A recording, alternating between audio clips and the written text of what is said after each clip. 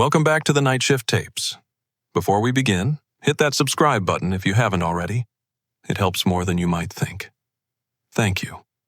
If you've ever worked offshore on an oil platform, if you've ever been in a submersible or diving bell hundreds of feet below the ocean's surface, leave a comment and tell me what the deepest you've gone is. And if you've never experienced saturation diving, stay until the end of this account, because what I'm about to tell you about what exists at 120 meters depth in the Gulf of Mexico, about the sounds that come from outside your diving bell when you're welding in absolute darkness, about the massive metallic mass that moves on sonar but doesn't match any known vessel or creature. That information will make you understand why some offshore divers refuse certain contracts and why some oil platforms in the Gulf have abnormally high diver turnover rates. My name is Ryan Gallagher. I am 39 years old and have been working as a saturation diver and deep-sea welder for the past 14 years. Before that, I served as a submarine officer in the Royal Navy for 6 years. This role accustomed me to confined spaces, high-pressure conditions, and prolonged isolation from the surface world. Satellite diving is one of the most challenging jobs in commercial diving. You live underwater for weeks in a pressurized living space. Your body is saturated with helium and oxygen at depths of 100 to 200 meters, and you perform maintenance and repair work on oil platforms, pipelines, and subsea facilities. The pay is excellent. I earn more in 3 months than most people do in a year. However, the conditions are extremely tough, and the psychological toll is significant. You work inside a diving bell the size of a small closet, breathing a helium mixture that makes your voice sound like a cartoon character, in near total darkness, lit only by your helmet's lights, under water pressure that could instantly crush an unprotected human. Even if you wear a heated diving suit, the cold seeps into your bones. The nitrogen narcosis at depth makes you feel drunk and disconnected. And the isolation, spending weeks in a steel chamber with just 2 or 3 other divers, your only link to the surface world a thin communication line, breaks some people. But none of these are the reason I don't want to resign. The reason I don't want to resign is something I encountered 7 months ago and experienced again over the past 2 weeks on the Triton 7 platform in the Gulf of Mexico. Sounds. Impact sounds. Something moving on the sonar that shouldn't be there. Let me start with Luis. Luis Cordero was my diving partner for 3 years. Venezuelan, 41 years old, one of the best deep-sea welders I've ever worked with. Cool-headed under pressure, methodical, never panicking even when things go wrong, and things constantly go wrong at depth. Equipment failures, currents, visibility issues, decompression emergencies. Luis handled everything with the kind of calm and competence you could trust with your life, which you do every day in saturation diving. 7 months ago, we made a deal on the Triton 7 deep water platform, located about 180 miles off the Louisiana coast. The platform sits at 350 meters deep, but the main structural legs we were working on only descended to 140 meters before being anchored to the seabed support structure.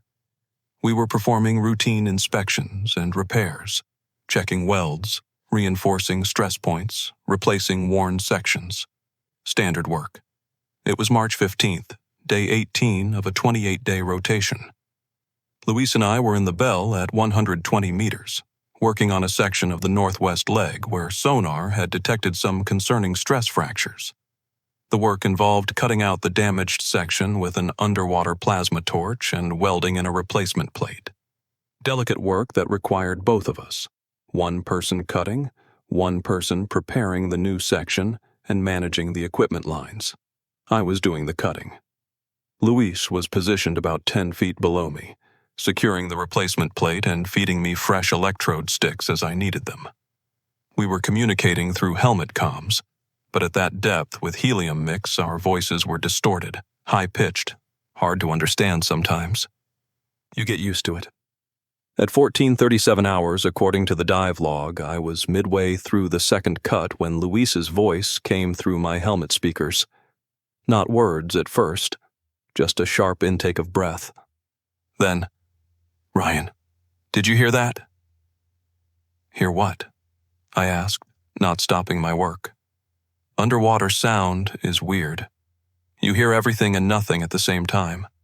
The constant hiss of your breathing regulator, the bubble stream, the hum of equipment, the groan of metal under pressure.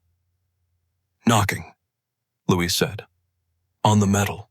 3 knocks, then pause, then 3 more." I stopped cutting and listened. For about 30 seconds I heard nothing unusual. Then I heard it. Distant but distinct. Tap, tap, tap, pause. Tap, tap, tap. Metal on metal. Deliberate rhythm. "Probably topside crew doing work on the upper sections," I said. "Sound travels weird through the structure." But Luis wasn't convinced. "Ryan, we're 120 meters down. The nearest work crew is at 40 meters doing pipeline work on the east side. That sound is close. Like, right here, close." I looked around, playing my helmet light across the murky water. Visibility was maybe 15 feet on a good day at this depth. Beyond that, just darkness, the kind of absolute blackness that makes you feel like you're floating in empty space. The knocking came again, closer this time. Tap, tap, tap. Pause. Tap, tap, tap. "It's on the leg," Luis said, and his voice had an edge now. "The knocking is on the section we're working on." I pressed my hand against the metal of the rig leg, felt the vibration. Something was definitely making contact with the structure, but the pattern was wrong for random ocean debris or equipment hitting the leg. Too regular, too deliberate. "Topside, this is Gallagher," I called up to the surface control. "We're hearing unusual sounds down here. Metallic knocking.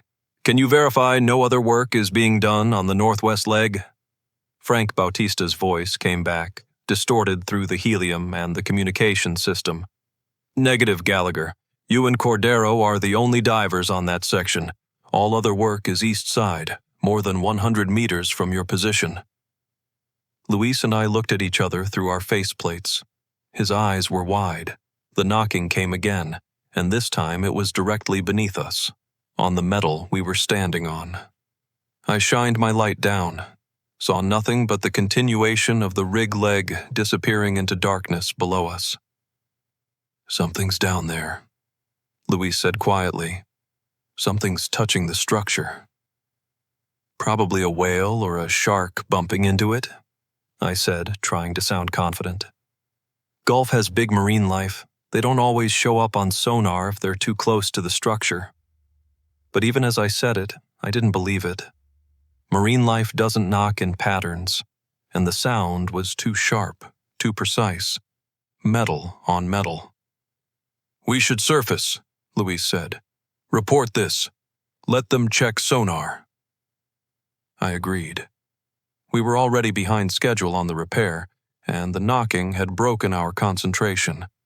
In deep-sea welding, you don't continue work when you're distracted. That's how accidents happen.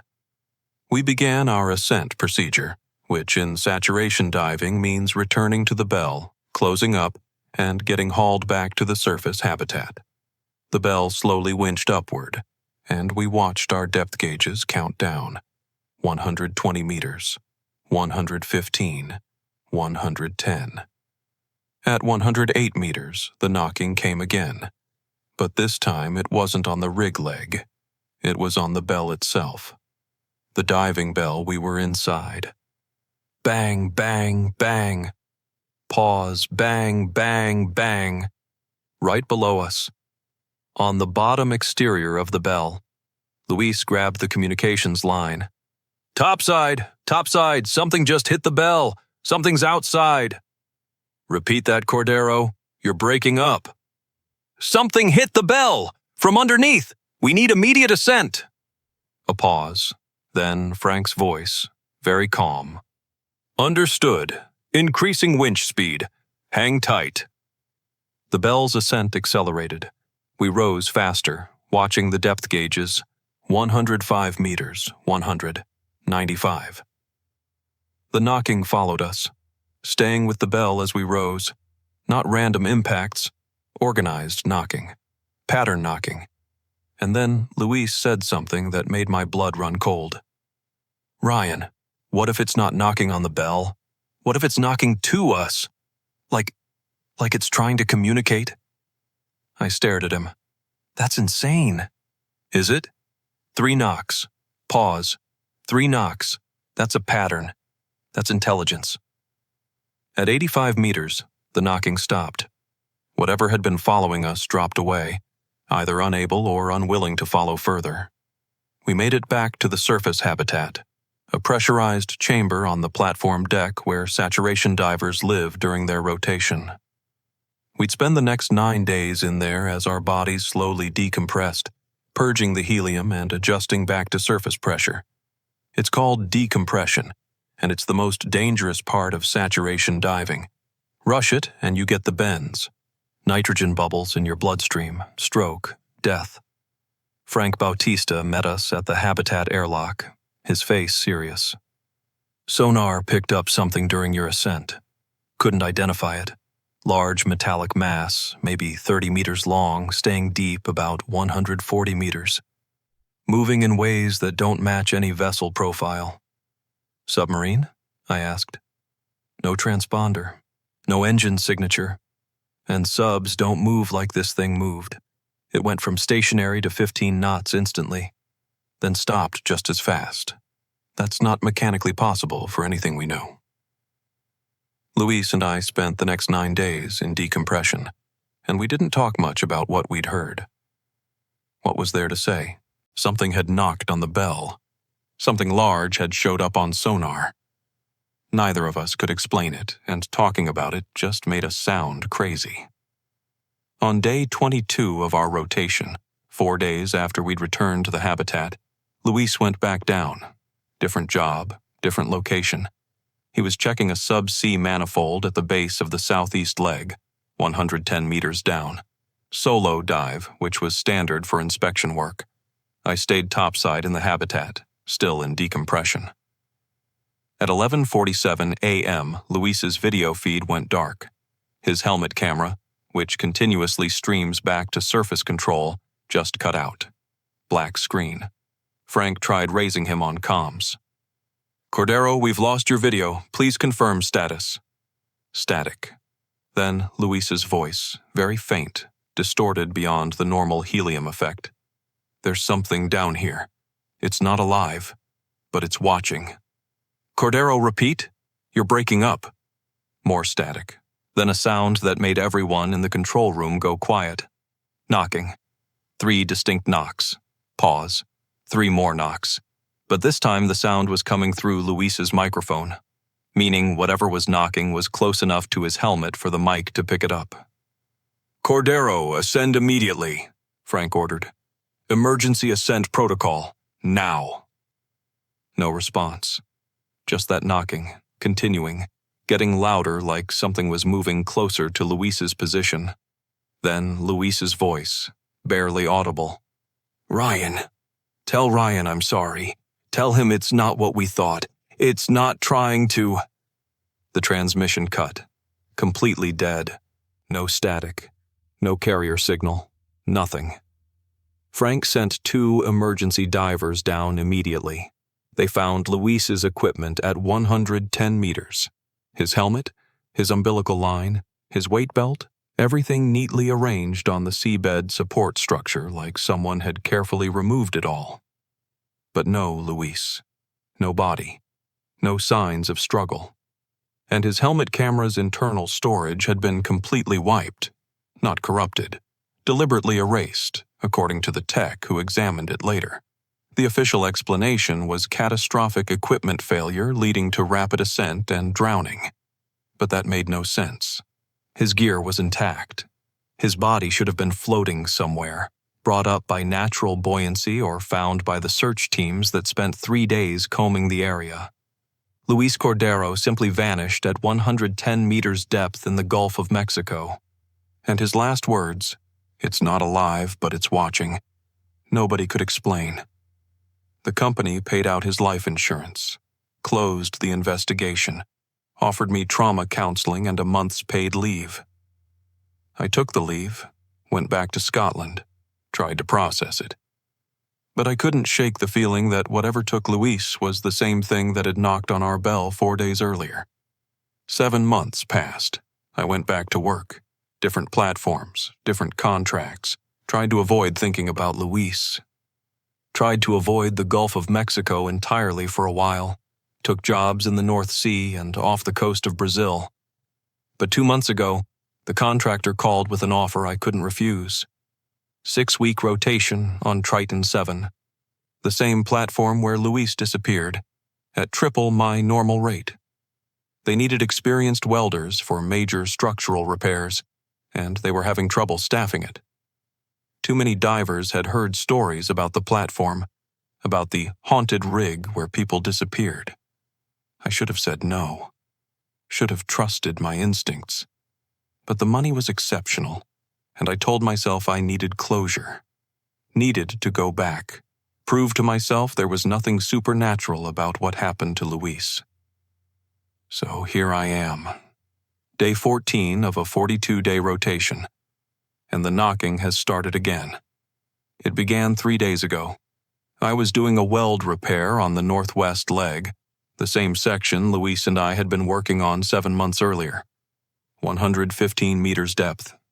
Dark water, low visibility, standard conditions. I was alone in the bell. My current partner, Cam McLeod, was topside managing the umbilical lines. I was halfway through a vertical seam weld when I heard it. Tap, tap, tap, pause, tap, tap, tap. I stopped working immediately, my torch going dark. Listened. The knocking came again. Closer. On the metal I was working on. Topside, this is Gallagher. I'm hearing the sounds again. The knocking. Frank Bautista's voice came back. He knew immediately what I meant. Same pattern as 7 months ago? Identical. A long pause. Continue your work, Gallagher. We're monitoring sonar. Nothing on screen. But I could feel it through the metal. Something was touching the rig leg. Something large enough to make the whole structure vibrate slightly with each knock. I tried to continue welding, but my hands were shaking. Every few minutes the knocking would come again. Always 3 knocks. Always the same rhythm, and always moving. Sometimes above me, sometimes below, sometimes on the opposite side of the leg, like whatever it was could somehow move around the structure despite the current and the pressure. I completed the weld poorly, my focus destroyed. Returned to the surface habitat early, citing equipment issues. Frank met me at the airlock. His face was grim. We need to talk, he said. Not here. After your decompression. That conversation happened yesterday. Frank took me to his private quarters on the platform, closed the door, and pulled out a thick folder marked Triton 7 Incident Reports. Classified. How many people know about this?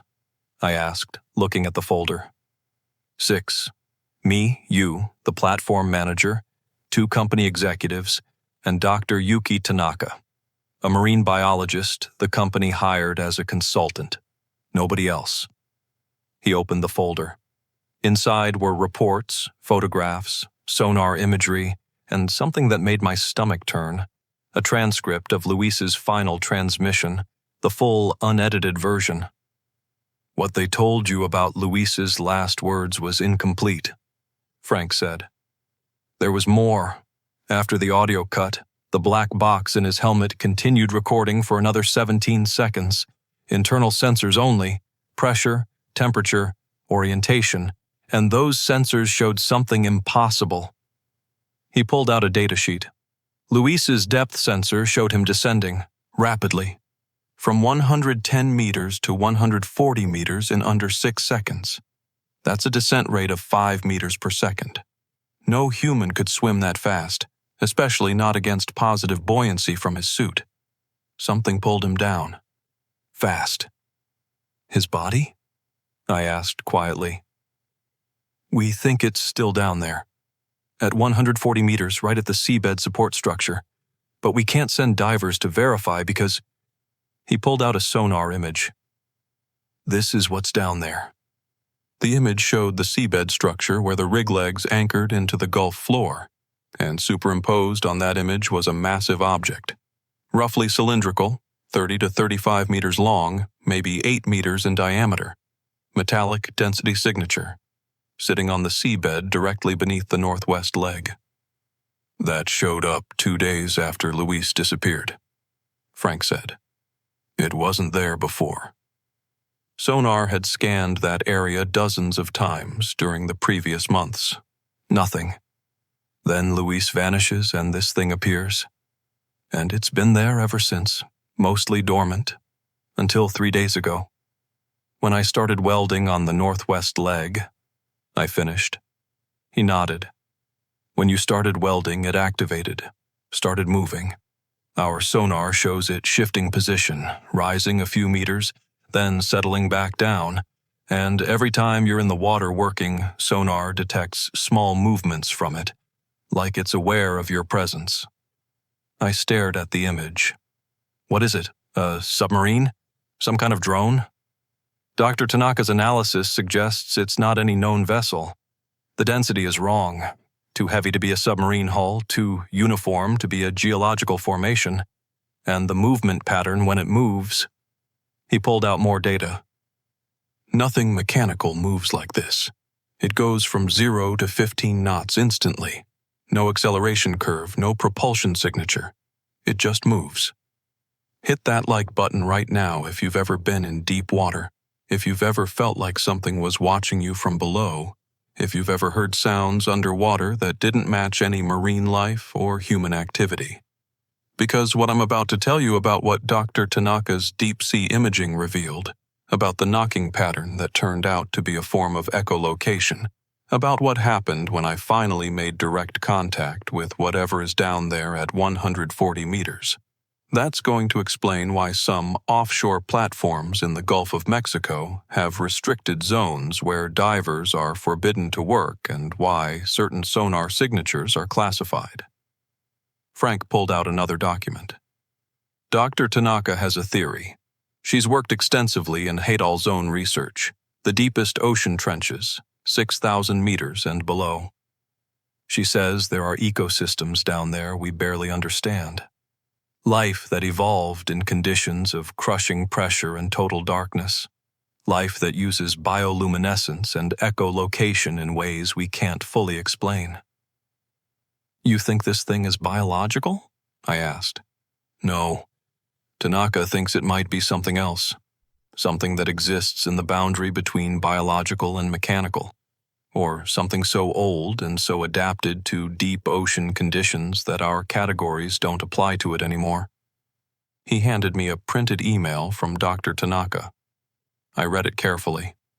The object displays characteristics inconsistent with known marine life or human-made vessels. Density suggests high metallic content, but arrangement suggests organic structure, no clean edges, growth patterns visible on exterior surface on high-resolution sonar. Movement patterns suggest intelligence and awareness, but no brain cavity or central nervous system visible on imaging. The knocking behavior appears to be a form of contact communication or echolocation, possibly testing structural integrity of the platform or attempting to elicit response from human activity. Most concerning, analysis of metallic composition from microsamples collected by ROV shows alloy combinations that don't exist in modern manufacturing. Some elements present in ratios that suggest extreme age, corrosion patterns consistent with 200-plus years of seawater exposure. This suggests the object predates modern oil exploration in the Gulf. It may have been dormant on the seabed for centuries and only recently awakened by platform activity. I looked up at Frank. You're telling me there's a 200-year-old metal thing living on the seabed under this platform, and it woke up because we're drilling and welding above it. That's Tanaka's theory. She thinks the vibrations from platform operations, drilling, pile driving, heavy machinery, drew it up from deeper water. And now it's curious about us, or territorial. We can't tell which. Has it shown aggression? Frank was quiet for a moment. Luis is gone. We found his equipment arranged neatly, helmet camera wiped clean. That's not aggression. That's deliberate. That's intelligence removing evidence. A chill ran through me. You think it took Luis deliberately? I think Luis got too close. Went to 110 meters where it was rising from below, and it studied him, learned from him, then kept him. Kept him? You mean killed him? I mean his body is probably still down there, preserved somehow at 140 meters where the thing is sitting. Tanaka thinks these deep-sea organisms sometimes preserve specimens. There are examples of whale falls where dead whales sink to the ocean floor and support entire ecosystems for decades. Maybe this thing preserves human remains the same way. For study. For collection. The thought made me sick. Luis's body, suspended in the dark water at 140 meters, held by something that wasn't quite alive and wasn't quite machine. Why are you telling me all this now? I asked. Because you're going back down tomorrow to finish the northwest leg repairs, and the thing has been active ever since you started working. It's responding to you specifically, Ryan. The knocking patterns, we've analyzed them. They match the rhythm of your welding torch. 3 strikes, pause, 3 strikes. You're not just hearing it knock. It's knocking back at you, mimicking you. I stared at Frank. It's mimicking my welding rhythm? Tanaka thinks it's trying to communicate. You're the only diver on that leg since Luis. Every time you work, the thing activates. The company wants repairs completed, but maybe you can figure out what it wants.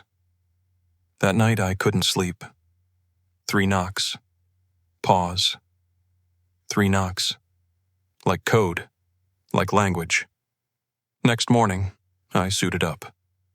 Cam McLeod helped with checks. Young, eager, didn't know what was down there. At 9:23, the bell descended. By 80 meters, absolute darkness.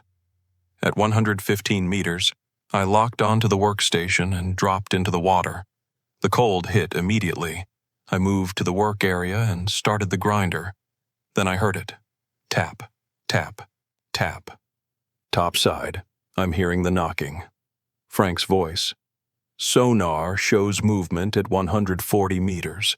The object is rising. Current depth, 135. My heart spiked. It's coming up? Ryan, it's at 125 meters, directly beneath you. I should have returned to the bell, but I reached out and knocked on the rig leg, 3 times deliberately. 3 knocks came back from below, louder. Ryan, what are you doing? Testing something. I knocked 4 times. 4 knocks returned. Perfect mimicry. It's learning, copying what I do. Ryan, the object is at 118 meters, 3 meters below you. Ascend now. But I couldn't move. My helmet lights caught something rising from darkness. Massive, 30 meters long. Cylindrical, smooth metallic surface covered in barnacles arranged in deliberate patterns. Moving toward me, not swimming, just rising. Comment now, if you were at 115 meters depth with something 30 meters long rising toward you, mimicking your sounds, would you escape or make contact? Because what the entity showed me when we finally connected changed everything I understand about what lives in the deep ocean. The thing rose parallel with me, maybe 10 meters away. My lights reflected off ancient corroded metal that looked structured, organized. Then I saw the eyes. 3 circular depressions, each a meter across, arranged in a triangle. Not biological, but oriented toward me. Watching. I knocked 3 times. The thing responded with light. Those depressions lit up. Bioluminescent blue-green, pulsing. Flash, flash, flash. Frank, are you seeing this? We're seeing it. Dr. Tanaka says try to communicate, show it patterns. I knocked. 1, 2, 3. Pause. 1, 2, 3, 4. Pause. 1, 2, 3, 4, 5.